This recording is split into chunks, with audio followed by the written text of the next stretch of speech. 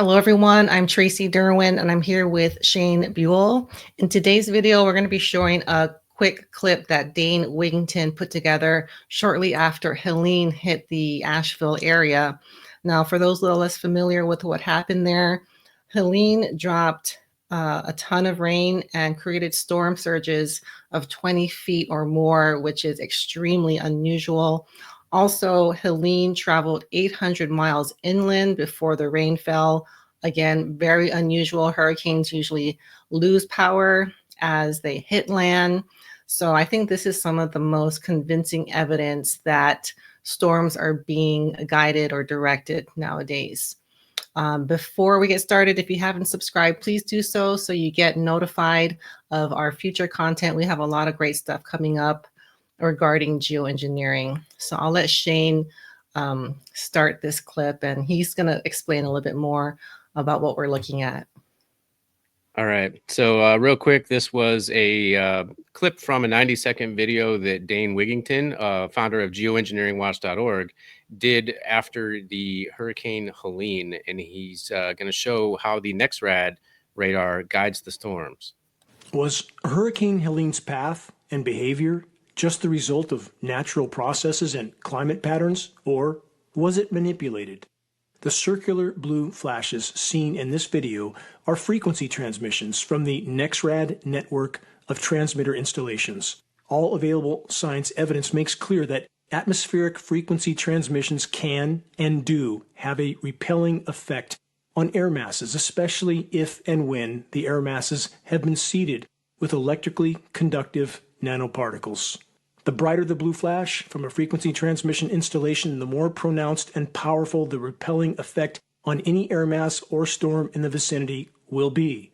Where there are no blue flashes, there is no transmission, thus no repelling effect, thus no resistance for a migrating storm. Translation: a migrating storm will be hindered from moving toward frequency transmissions and will easily migrate in a direction with no transmissions. So again, I ask, was Hurricane Helene's path and behavior just an act of nature, or was it engineered?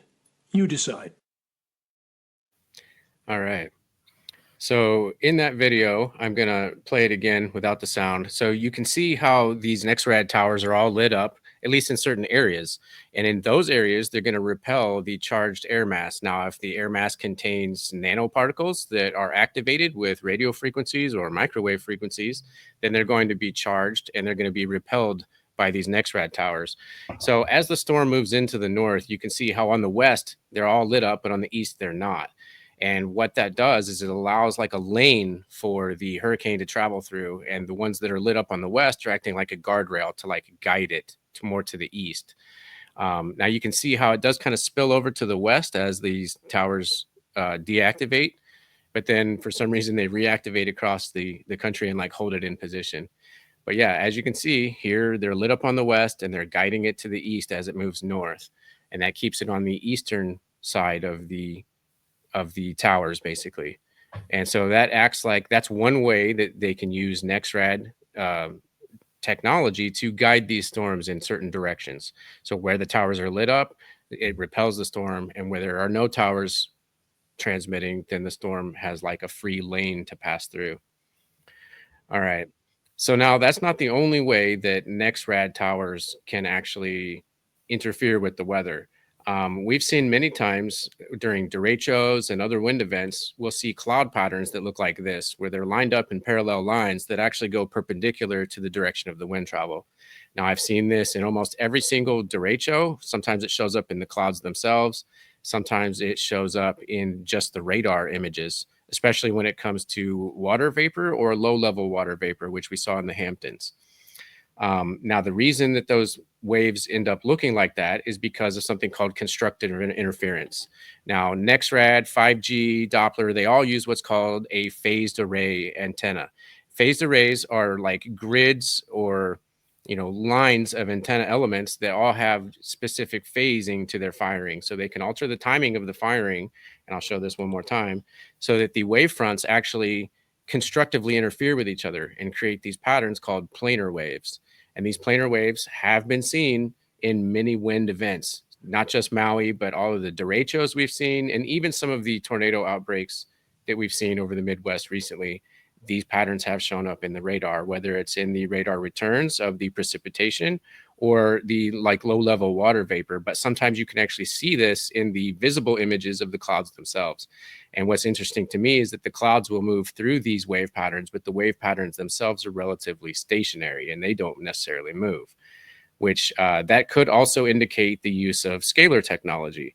Now, scalar technology is a type of longitudinal magnetodielectric wave that propagates longitudinally, almost like a sound wave. So it's slightly different than a transverse wave.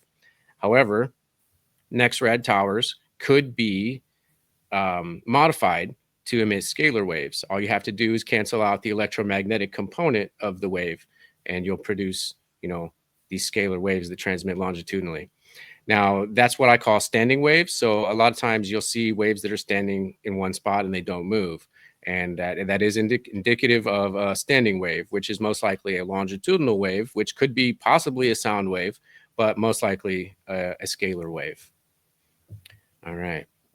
And that's all I have for right now. So back to you, Tracy. Okay. So we wanted to put this out because we have more content that is going to be going into more detail regarding NEXRAD and this type of technology. And I know we have a lot of new subscribers. So I wanted to let everyone catch up on this type of thing. And we also have a couple of videos of Hurricane Helene, and we went into great detail. So I'll link that after this video ends, and I'll put that in the description so you guys can get up to date on what happened there if you weren't following this back when that happened. So I think that's going to do it. We just wanted to put something out really, short and easy to understand.